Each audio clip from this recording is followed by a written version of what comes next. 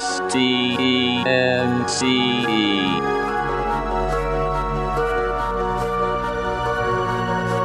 a world filled with conflict, in a universe comprised of differences, there's one thing that absolutely everything shares in common. We all exist.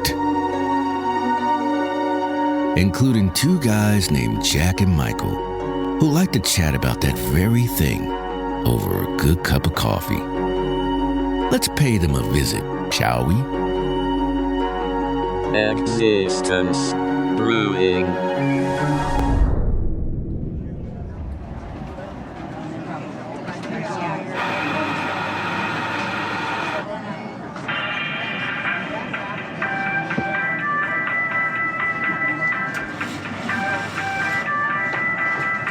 Oh, look at this. They got the doors open today. A nice breeze is blowing through, and the baristas are still wearing long sleeves.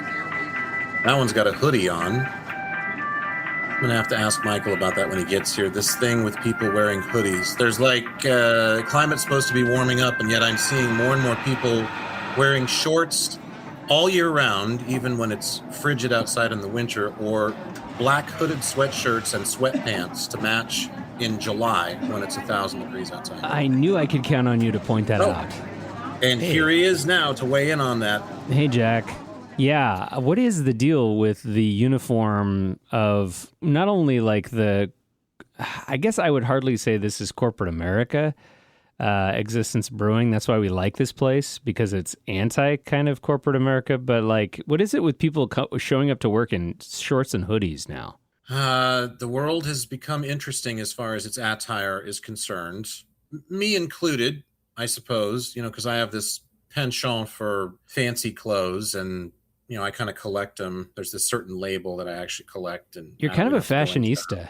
I like to have fun with clothes, but I also like to be comfortable. So there's that. I think this message needs to go out to the black hoodie wearing, and by that I mean people of all color, races, and creeds who wear or don black colored hoodies frequently, or even semi-regularly or infrequently. Just, in case you weren't aware of this, the black hoodie is the long-standing choice of garb for those that are perpetrating typically quick and ill-thought-out crimes and misdemeanors against society. Any like a crime flash that you mob. go back to, like way back when, like people would wear the bandits masks, and but the dark colored hoodie is kind of like I'm gonna knock off the liquor store tonight. I'm gonna get me, guys. I gotta have some money. And so the go-to for that quick thinking, I'm gonna go, stick a gun or a well-carved bar of soap that I hope passes as a gun in my pocket. I'm gonna head down to wherever and bounce the store. It's the black hoodie. That's what you always, because 100%. You blend into the background at night. It covers your face, especially if you have sunglasses. It's just the go-to item. Now, that doesn't mean, that's not vilifying. It's kind of like the white tank top that men used to and still wear as an undershirt that got known as a wife beater. It doesn't vilify the clothing itself, nor or the are person we who wears it. Condoning that type of behavior. So there's no ill will intended to those that wear either of those garments, one from the white side of the clothing family and the other from the dark side of the clothing family, interestingly enough. But it just has to be said that if you wear, like, for example, if you wear a white ribbed tank top undershirt under your black hoodie, people will think that you are a wife-beating guy who likes to knock off liquor stores when he has the opportunity. Maybe you're Eminem. Could be Marshall Mathers. You might be Marshall Mathers. That would be the official garb. And just so that we can clarify things for Peaches, that is a stereotype. He's not being racist.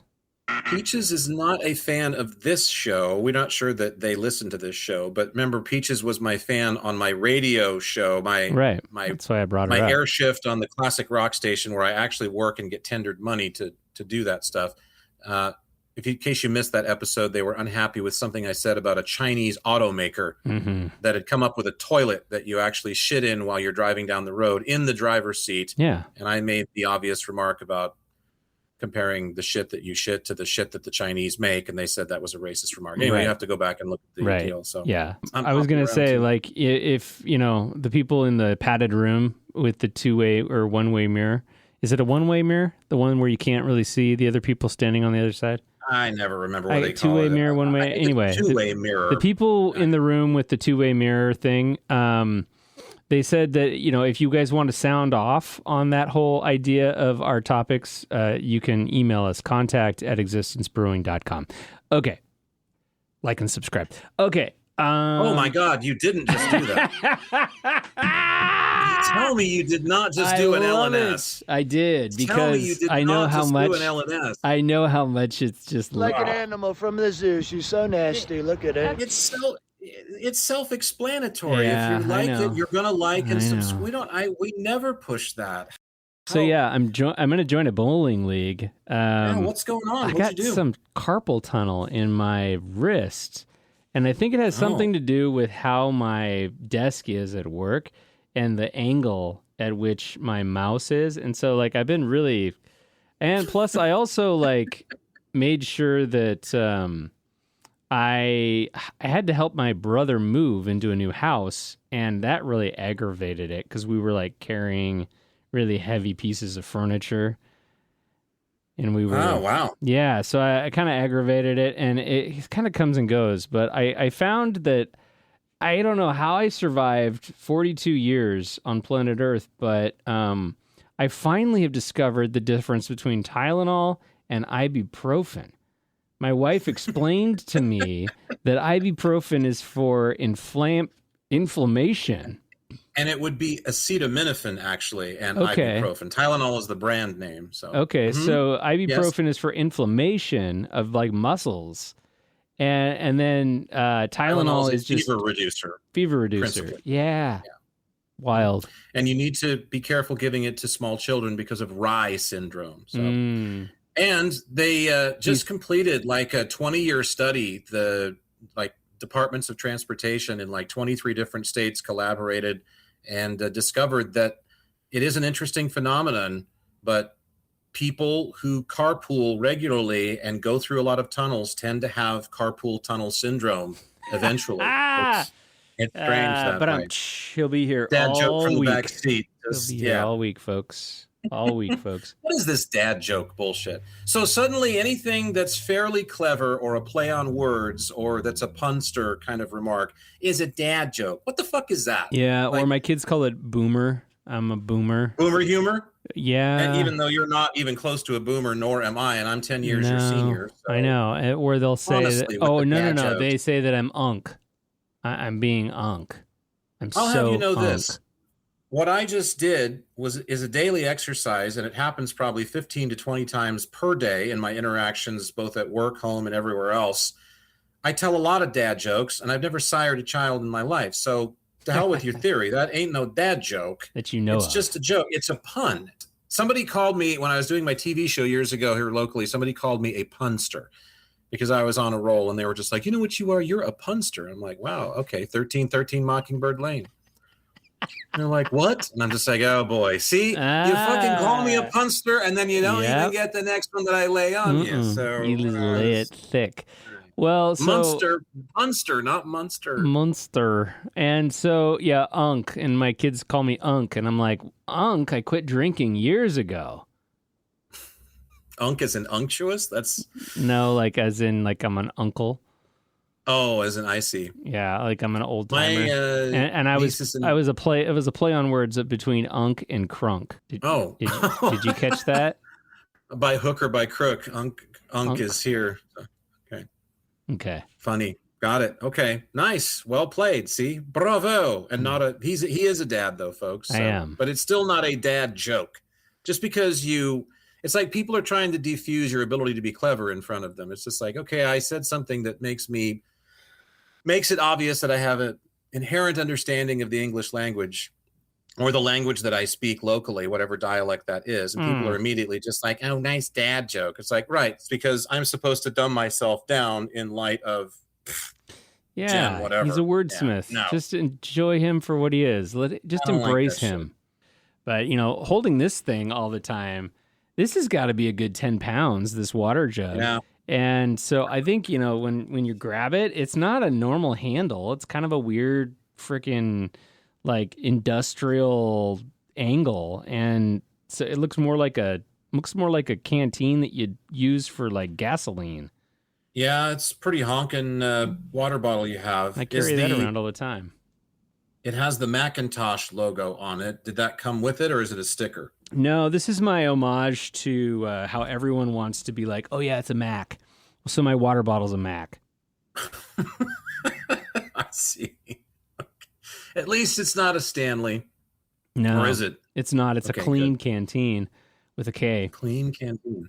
Mine, of course, the rainbow stuff is rubbing off of it. But mine, of course, is a multicolored. The bottom's all dented up, and it's about time for another new one. That color really is you. That's your personality. The name of this, an ex-colleague named this when I got it because my old water bottle got dented to hell, and so had to get a new one. This is Mabel, and we decided on that because of the marbled look, the rainbow marbling that it has, and so it was Mabel, and it's like, okay, fine, I'll call her Mabel. So women love to name pretty much every accoutrement in their life. Cars, first and foremost. Every woman I've ever known has had a name for their vehicle, and they insist on naming your vehicle. No, we have a spatula. Bottles. We have a spatula in our kitchen that is named Little Jerry.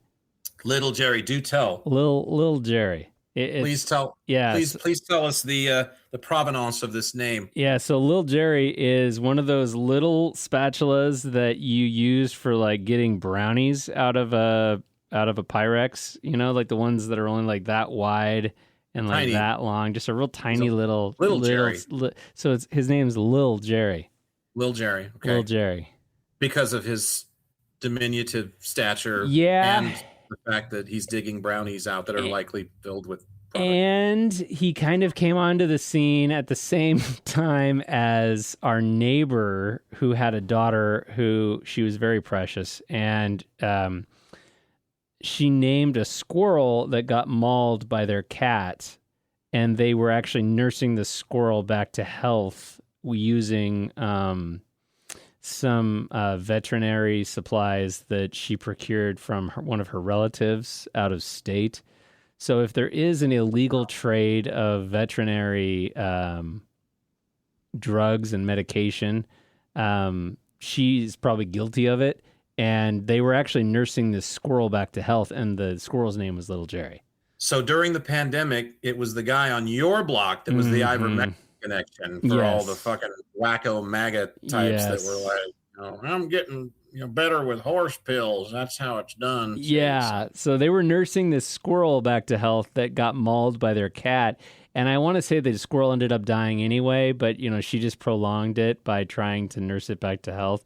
And so they named it Little Jerry. So then when Little Jerry, rest in peace, passed, my wife named the spatula Little Jerry. Nothing could make me more proud, quite honestly. I mean, to hell with having your name, put on the outside of some building or some big, some amphitheater bears your name, some subway tile or some bench, that's dedicated to you after all your service city. Fuck that. I want a small kitchen utensil. Yes. To be bestowed with my namesake after my demise in a posthumous fashion.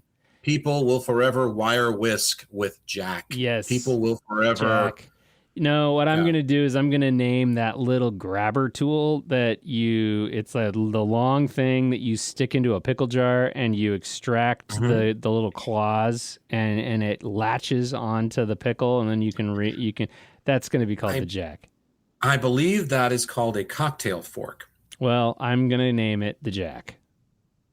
Are you talking about the one that actually has a mechanized, like it's a clamper? It It's has like a spring loaded. Yeah. It's spring. Okay, that's not because the cocktail fork is the old one that's long and looks like a really long, skinny trident, and Yeah. you dip it into the olive jar and get the last ones that are at the bottom, because perish the thought of getting any olive juice on your hands. That would just or any of the heavens, water that heavens. That would be the end of all humanity as we know it. No, I would say that you're a little more complex than the trident. And I would say that you would probably be the grabber thing.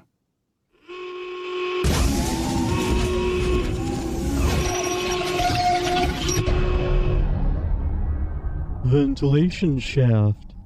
All right. Oh, man. This week's ventilation shaft is the first of 2 in a row, likely, that come from the roadways of my hometown, where I spy many, too many, as a matter of fact, license plate frames, bumper stickers, window clings, etc., etc., etc., that feature all kinds of shit. And George Carlin once said of people that have a lot of bumper stickers on their car that it's a handy rear bumper mobile library service. I would think that that would mean that there was something back there worth reading, because 9/10 of the stuff I'm seeing isn't really worth reading or seeing. But I digress to what I saw recently. Sitting at the traffic light, busy intersection in town, ready to go to the grocery store, the first one of 3 that I have to shop in this town every weekend, because no single store has everything we need. So whoever you are that has everything that we need in my household, please move here and open a store, because we'd like that. Sitting there, minding my own business, feeling as good as I can about the world as it is, in like human terms at least. And I look at the car in front of me, and it's clear that it's either owned by and being driven by, or is owned by and being driven by someone else, but it's clear that the owner has slapped this on. It is a license plate frame, and maybe you've seen this one, and I think I have seen this one before, but I hadn't seen it in a while, and so it sent me into orbit. This license plate frame on this old dame's car said, "My grandkids are cuter than yours." Seriously, my grandkids are cuter than yours. We're literally moving our football game, politics, Republicans against Democrats, Kansas City against Philadelphia, Super Bowl, here we go, down to the level of our fucking children and grandchildren's physical appearance now. Yeah. We're taking all of the most hideous things that we do on the stages of life that are combative and that are divisive, and we're putting them onto our fucking grandchildren. Why not project them to the children? And here's the thing. She's going to the same store. She's going through the light, and this light only goes to the store. So I know she's going to the store. I had every intention upon seeing that license plate frame, that hideous, repugnant, puke-inducing, despicable, godforsaken license plate frame, every intent of following her through said intersection, watching where she parked, getting out, walking up to her and doing I don't know what, but it wouldn't be good. Basically just berating her, saying, "Is that your fucking license plate frame?" Oh, gosh. And now she's you like, would be no better than her, though. What are you talking about? That license plate frame on your fucking car, ma'am. I'd just like to know. The one that says, "My grandkids are cuter than yours." Is that yours? Is that really how you feel? You really want to walk around in the world and show the world that? Look, I never wish ill will on another person, but I got to tell you, for the sake of just this small sliver of the universe that we're going into, because we're constantly creating, different universes with all of our decisions and the butterfly effect and all that shit, I'm really hoping that there's one skinny, tiny little pie slice where you, because of that license plate frame, see one of your grandchildren through to the day where they get in a horrible accident and are disfigured, madam, so that you can't fucking make that statement anymore with any clarity, because it's despicable. Good day to you, madam. Think about it. It's a terrible, terrible thing to say. And all right, one last thing. I know I'm out of time. That's my cue to stop. One last thing. Shaft. Gelatinous cube eats village. I think it's terrific. It is. I wrote this down. I said that could be, before I decided on ventilation shaft, I said that could be the first installment of a new segment that we were going to do called Get a Soul and Use It Already, also known as Fuck Off, Get Bent, Die Already, and Get Out of My Space. There. Gee, that's double time. Oh, God damn, that irritated me to know. And my grandkids are cuter than your grandkids. Fuck you, lady. We have had a good conversation in the past about window stickers, and you never see just one. There's always multiple. And the license plate frames, those are the other thing that people like to use as their... I guess what would it be? It's like their soapbox. It's like their, you know what identifies me as a human being? What is it that I can project to the world around me? And I'm actually looking at grandma license plate frames right now. There's one that says "Great moms get promoted to grandma." There's another one that says "Hot grandma." So great moms are the ones that have the most promiscuous children? Yeah. There's another one that says... I'm just saying. What does it say? We don't choose to use protection either. We don't use... Our favorite people call us grandma and grandpa. Ooh, that's a good one. See, that's fine. I mean, that's fine. I don't care about that. This was, I mean, maybe here's another way to handle this. Maybe less direct. Just, see how witty she can be. See how intelligent she might be. Walk up to her in the parking lot. Just go... Excuse me, ma'am. Is this nice as you can? Excuse me, ma'am, on this fine day. Could I have a moment of your attention? Even in a British accent, perhaps. Excuse me, madam. Could I have just a moment of your time on this delightful day this weekend? Thank you so much. How can that be true? And she looks at you and goes, what? And you go, I'm just wondering how that can be true. Can you tell me? And she's like, I don't know what you're talking about. I'm sorry. And I say, the license plate frame on your vehicle, madam. How can that statement possibly be true when you are such an ugly fucking bitch?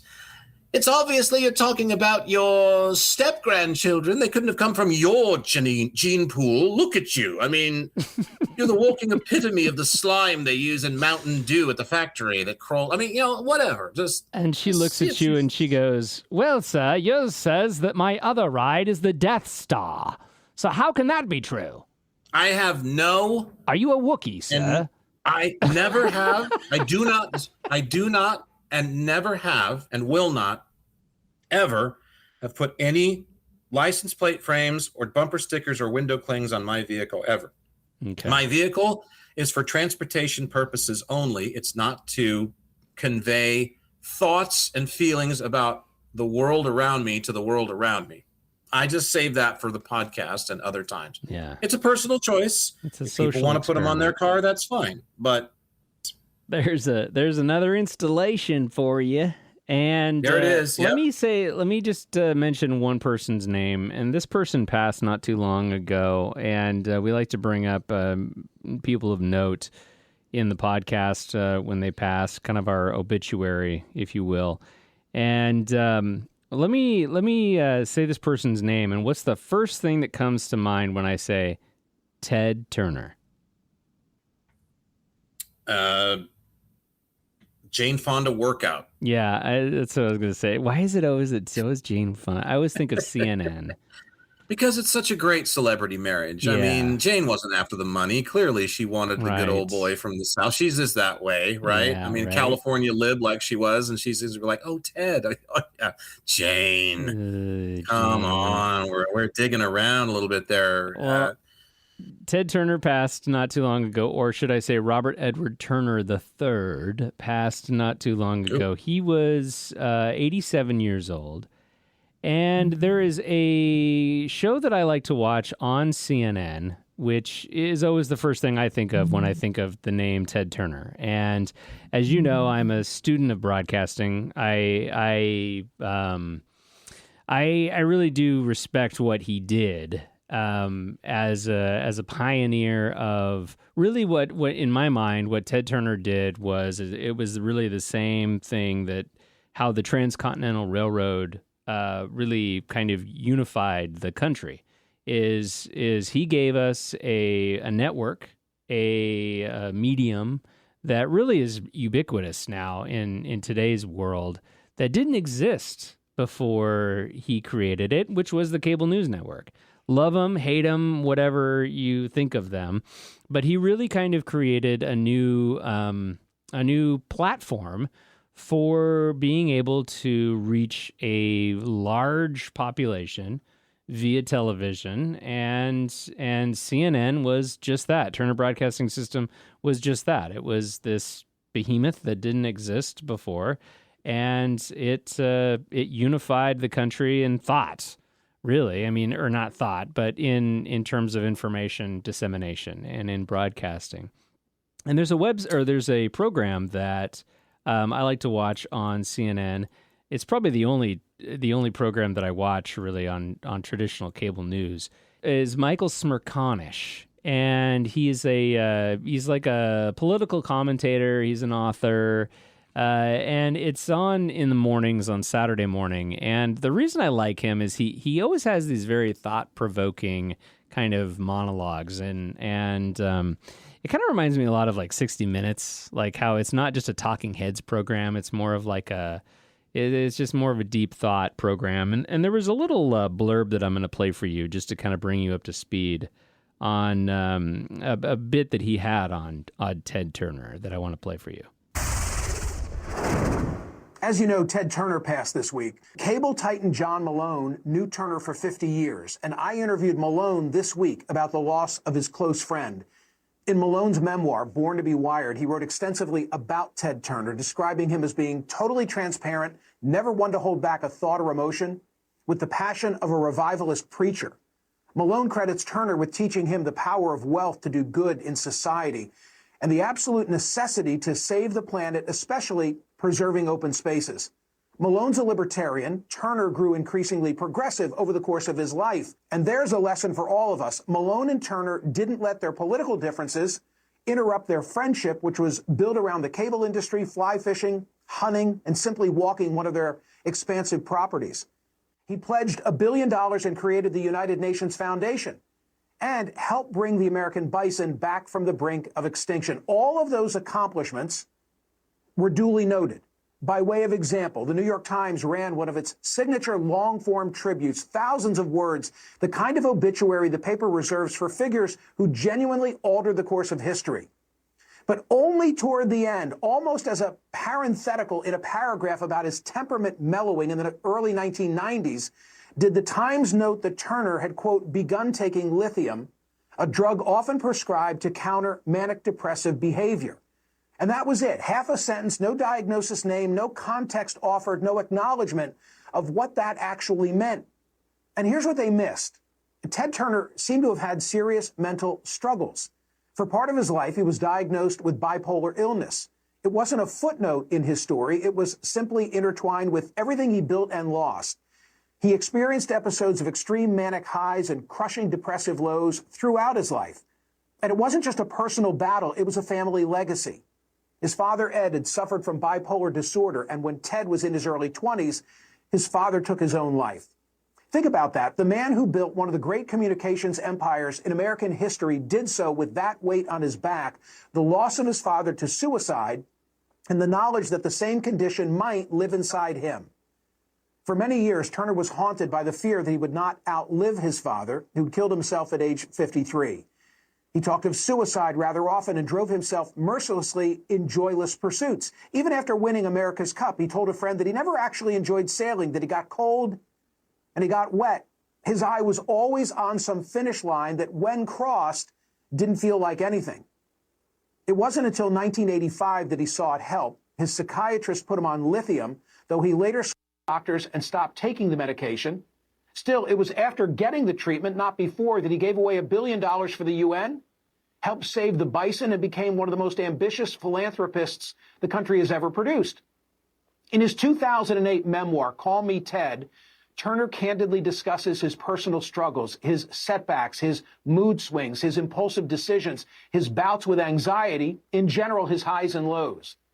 In 2024, more than 60 million American adults, nearly 1 in 4, experienced some form of mental illness. And for tens of millions of them, the greatest single barrier to getting help is not cost or access, it remains shame.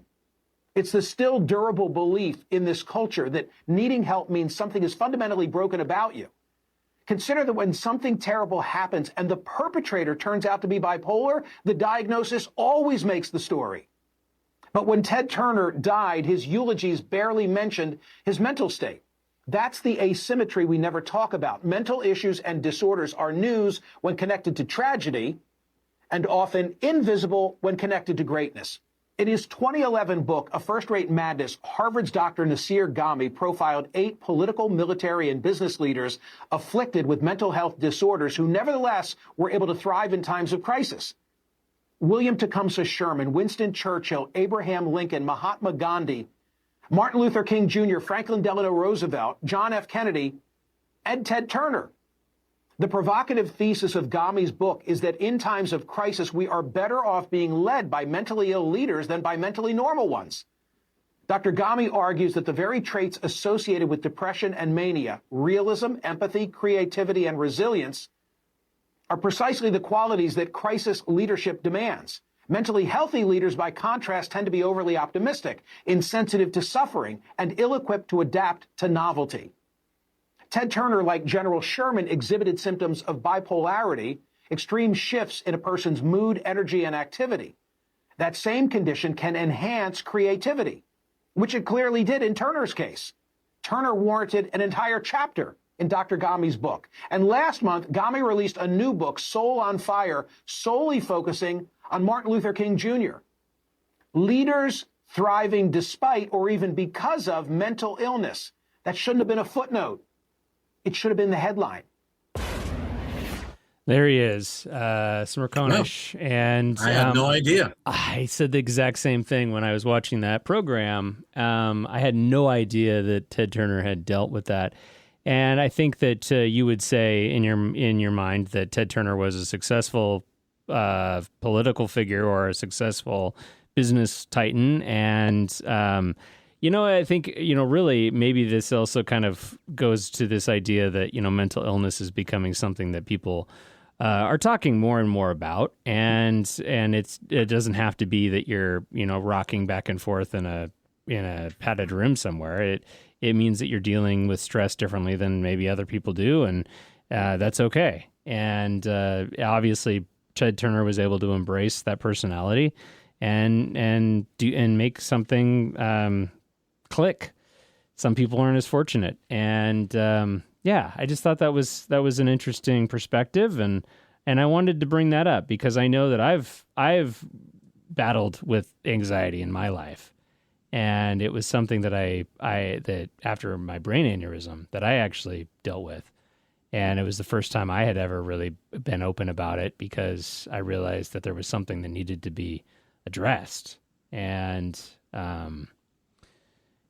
so I just thought it was interesting that Ted Turner also was somebody that dealt with that in his life. I was unaware of that about Ted Turner. I know that he was, to me, he was a model rich person in the sense that he was very philanthropic. This comes on the heels of a very interesting remark from Mr. Bezos this week as well, who in an interview with somebody somewhere, I wish I was as thorough about my sources as you, but I just ran across it in scouring the news here because of Amazon's presence in the Northwest where we live. He apparently is of the mindset that he thinks the lower half of the population in the United States, wage earners in the U.S., should not have to pay income taxes. And his argument is very prosaic. He says the reason why is because the amount of money that the lowest earners in the nation, the bottom half, anybody below about $60,000 a year, which is a lot of us, it makes very little impact as far as the federal government is concerned. Very few taxes are collected, and the money that is drawn from those people makes a much bigger difference in their lives. And I felt like that was a pretty interesting statement on the heels of someone who is running a business. 100%. I believe Amazon is based in Washington State, where they've just passed the so-called millionaire's tax, which is getting ready to tax Anybody that makes $1 million or more in income every year, 9%, I believe it's 9.9% actually, right off the top. And of course, millionaires across the states, including Howard Schultz, are skewering this and saying they're leaving, they're going to take their business elsewhere. I didn't go into business to be taxed to death. And look, nobody likes taxes, but the astute person who is privileged for whatever reason, whether they've worked for it or not, realizes that the system is breaking down, realizes that the system, for whatever reason, has failed so many people, even if they're trying to climb that golden ladder and become a wealthy individual, they're gaining no traction and are falling way behind with the basic necessities of a relatively peaceful enough existence, just in the sense of I don't have to worry about being outside or how much food I have or where it's going to come from. They're not destitute. And so the savvy person who is blessed with material possessions and wealth in this experience, again, regardless of how you get there, because that's one of the things that people love to stand behind when we get into this whole deal about the haves and the have-nots, is the haves are very standoffish. They're very defensive about how they got there. Well, I worked my ass off, goddammit, and I earned every fucking nickel. I they'll give you that whole suffered, and thing. so should you. Look, I have no doubt that you did, sir or madam, but that's not the point. The point is that once you arrive in that space where, I think Robert Zemeckis in Forrest Gump, said it best, said it for Forrest Gump best, wrote the line, no doubt, best. When Forrest started gaining all of that financial wealth, of course, and it's just because he's Forrest Gump and he's, adult, it's falling into his lap just because of synchronicity. It's falling into his lap because he's a good human being to the core. Mama used to say, a man only needs so much money and the rest is just for showing off. He took all of the rest that was for showing off and just started giving it away in one way or another. There was no reason for all of this egregiousness to surround him, all of this turgid wealth, these gilded palaces and these marble-clad, fortresses and all this bullshit, this fleet of cars and these yachts. And so anyway, I know I'm, as usual, on quite a roll, but I just think Ted was a very good example, a very shining example of someone who had a lot of money because he was very generous with it. And then the causes that he chose to take up were, in my opinion, exceedingly worthwhile. There are many causes, and it's all subjective about which you feel are more important. I can only save the orphan's home or the old folks' home. Flip a coin, they're human lives one way or another. They're all important. But, I just feel like Ted did a very good job, and that many of the very, very wealthy individuals on this planet right now could take heed of his actions with his money. Now, that said, Google needs to wake the fuck up, because when you, and I did it, even though I never do this because I hate doing this and I hate people that do, I don't hate people that do this, but I hate it when people do this. Ted Turner's net worth, when you Google it, you still get a figure, $2.8 billion apparently. Hey folks, Ted Turner's net worth is eternal, and it's not monetarily measurable any longer. He's passed on from this experience in this particular incarnation, and he's moved on to the next one, or whatever is going to happen. It's over. There's no 2.8 billion. It may have been left behind. It may have been left to charities or his children or whoever's in charge of it. There's an estate, fine. But let Ted alone with the net worth. Let his net worth be that of a human soul, or a soul that's energetically transformed into something else. It's transcended this experience and moved on to its next choice for incarnation. Let the net worth go.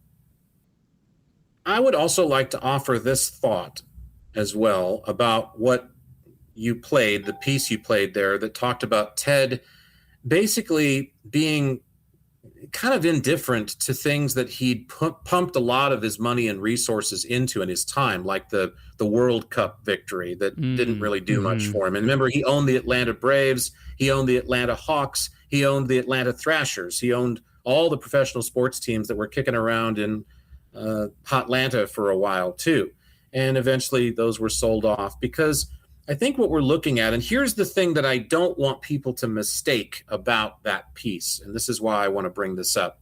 It's very easy to listen to that piece that you played regarding Ted's mental health struggles throughout the course of his life, whilst also being this incredibly wealthy, philanthropic, business-owning pioneer of, all these things, this mogul for television, news, and all this other stuff.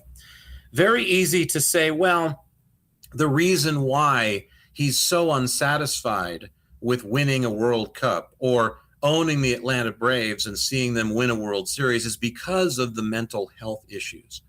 I disagree vehemently.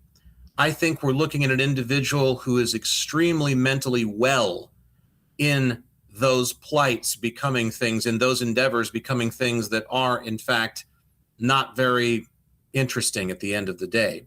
Because that's the problem, I think, with a lot of people who have a tremendous amount of wealth and the ability to do many things. They are bored so easily. And it is the wish of the universe to do just that, to say you may have all of this wealth, but look at how easily you become bored and unsatisfied with what you're doing with it. It's an empty pursuit of some imaginary carrot that is constantly moving. And absolutely. And our lives are filled with vacant pursuits, regardless of how much money we have. I love to spend money. Don't get me wrong. I've got these collections, and there's nothing like the dopamine rush of, for sure. Oh, I found it. I finally found it. There it is. It's the one I've been wanting. And you click the buy button, and the money comes out of your account, and then you wait, and the item comes, and you unwrap it like Christmas, and you go, here it is, and you hold it up, and you turn it sideways, and you turn it upside down, and you fluff it up, and you hang it up, and you look at it, and you admire it from afar. It doesn't matter what it is. You can say that about, and then it's on to the next thing. Yeah, because this one's been satisfied. And although there is a modicum of satisfaction in possessing material items that are attractive to you, because this is, after all, a material experience. Hello, Madonna. Where are you today? Hanging out in your backyard, fending off the paparazzi with a pepperoni stick. It's just never going to be the pursuit of any soul at the end of the day. It's never going to satisfy the soul to the point that it's really wanting to experience, that it's wanting to look for. So, I think it's incumbent upon all of us to give as much as we can, especially if we can give more. It's pretty simple. I think it's that easy. Do you think that Jeff Bezos, when he says that about the income tax, do you think there's any calculation that's going on behind the scenes as to, in his mind, well, if they don't have to pay taxes, they can buy more things on Amazon? You can't tell me like I said, that for 1 second that doesn't cross his mind. It was a very pragmatic remark because, again, it had to do with, look, I don't think people of low income should pay taxes, not because I have to pay so much and it's only fair that they do too, but because what they contribute to, basically what he's saying is you could take many, many of you and I and not even come close to what he pays them. Right. That's what he's saying. It was kind of surprising, I think, in this environment where, again, especially in Washington state, we've got this new tax and they're fighting it and they want to take it. They want to put it on the ballot to get it repealed. They took it to court and the judge has thrown it out, but they're going to appeal that. And, all these millionaires are just balking at the notion of having to pay more tax. And I get it. We go all the way back to no new taxes yet. No one likes to pay taxes. I can understand why in this system, because your taxes don't go to shit in this system. Right. Very little of it makes it to where it's supposed to. So those socialist nations, I know Jack's going to flush socialist, go to Canada sometime and say their cities are so clean, or go to Sweden sometime, their cities are so clean and their healthcare. So that's because the taxes are high, but they go right where they're supposed to. Well, so and I we think got there's a problem here. There's a little bit of a wrestling that's going on in America, and I think it kind of goes back to kind of our founding fathers. And I really think that one of the things that really is starting to become this clock pendulum is you've got these socialist mayors like Kate Wilson, who are essentially cutting some of the corporate foundation out of the city that really they're wielding a sword that sounds really good at a podium, but they're at the end of the day they're not really doing anyone a favor. We're talking about the city of Seattle too, by the way. Yeah, and some of the things that they've done to chase away corporations that are now relocating to other states that are more friendly, and Amazon did the same thing. They're all going to Florida. Well, and Jeff Bezos moved to Florida, and Starbucks is relocating to Tennessee. And well, it's a second corporate headquarters. But it's going to be the primary. It's going to be the primary. And well, maybe states need to. Maybe that's the answer, though. I mean, or at least maybe that's a step on the path to saying we are going to reject the notion of big business and corporateering because it is hurting too many people in the long run, and we are going to kick those if we're not kicking them out, they want to leave, fine, but we're going to tax the fuck out of them if they're here because they're hurting too many people. I mean, I think there's an argument on both sides. I really do. One of the things that I really think is starting to becoming an atonement is some of these programs that are really starting to shine a light on corruption that is being brought into, when it comes to these government contractors that are literally ripping off taxpayers in various states. And the state of Washington, I'm not talking about what's going on in Minnesota, but the state of Washington has brought some of these programs that construction companies have been ripping us off for. And then they wonder why they don't have any money left. It's not broken because of anything but people. So don't get me wrong. It's not 100%. the systems. It's not the systems that are necessarily wrong. It's just the systems that don't work because of people. Yeah. And capitalism is too reliant on people being too good to each other to work for very long. And so therefore it's busted and it's got to change. And so you have to step into something new. Yeah, and I don't think you can ever have, the house warm up and things become more stable if you've got the front door and the back door open, And so I think this two-party system where they're constantly at each other and it's like, oh, well, we can't just wait till we just can ram it down their throats and really show them. Yeah, we'll show them. I mean, it's gotten to the point where it's just like, yeah, that's why we have Americans who are moving to foreign countries to retire because they're tired of dealing with this bullshit. We also have to keep in mind that the world is run by giant lizard people from another world that are sucking our negative energy, and they're creating these problems on purpose. So, I'm not joking either. I am full. Jack has gone the way of the reptilian conspiracy theory. I am in, man, because I have more faith in us, quite frankly, than what I see going on in the world. So to me, there has to be a nefarious fourth dimensional presence here that is sucking our souls out, because I honestly have more, I really do have more faith in humanity than that. So I think that, there you go. I've put all my pennies in the alien theory, and that is... That's why the aliens won't let us go past the moon. I don't know about lizard we just people. Make that our official, but I think that the alien theory, I think the alien theory is definitely valid. All right, what's the alien theory? It's the theory that I came up with that's why humanity cannot get past the moon, is because the powers that be in the universe are looking at our society, and they're looking at the decisions that we're making, whether it be how we treat each other, how we treat the environment, how we treat anything, and our mindset. And they're saying, yeah, we can't let these people get past here. We need to isolate them to this rock, and we are not going to allow them the ability. That's why the aliens won't let us go past the moon. I mean, That's my theory. Okay. That story has been kicking around for quite a while. There's an old story about that's what happened up there, actually.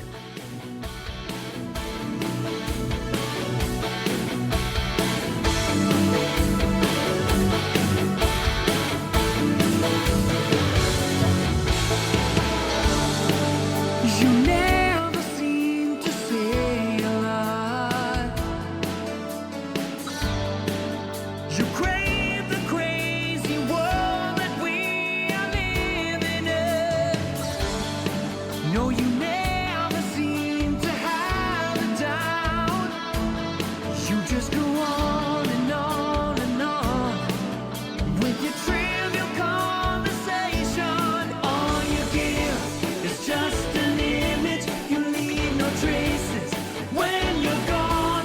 Your great performance never ended. Nothing stopping. You still play your game. You know, like they say, not my circus, not my clowns. Do you know somebody who says that? You Really? just said that. You never heard anyone Yes. else say that? Not my circus, not my clowns? No, I suppose that I haven't heard someone say that, but I can see how that's a saying for sure.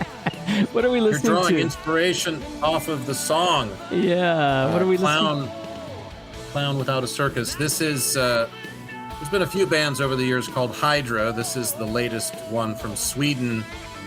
This is their second album. Awesome band. Been loving this at the gym lately. So Nice. As you're running on the treadmill. walking uphill on the treadmill, I would say, at a harried pace. Let's put it that way. Running is something I couldn't do, or I'd be out of there in 6 minutes. But walking uphill, I do a lot of in life, so it translates into exercise. What do you know? There you go. All right, These Jack. guys deserve more respect, so they're getting it from me. All right. Till the next time, I hope your carpal tunnel gets better. Until we meet again. Don't carpool in those tunnels.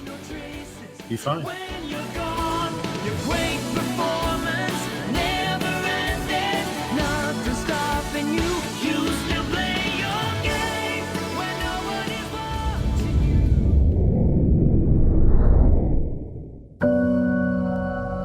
Well, it looks like Jack and Michael have finished up their latest chat about all things existence.